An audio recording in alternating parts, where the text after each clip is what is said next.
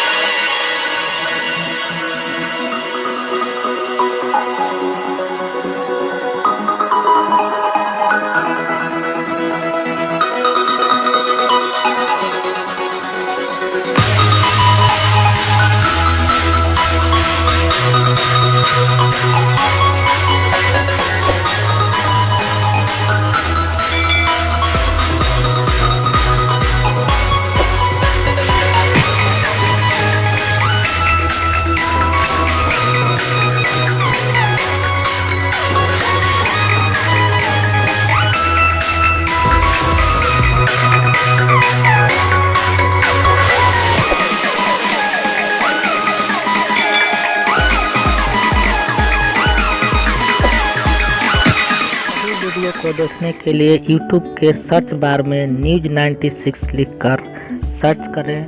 इसके तुरंत ही आपके मोबाइल स्क्रीन पर मेरे सभी वीडियो की लिस्ट आ जाएगी। आप जो वीडियो देखना चाहते हैं उस वीडियो पर क्लिक करके आप हमारे वीडियो को देख सकते हैं। वीडियो से जानकारी प्राप्त कर सकते हैं जो आपके लिए उपयोगी साबित होगी।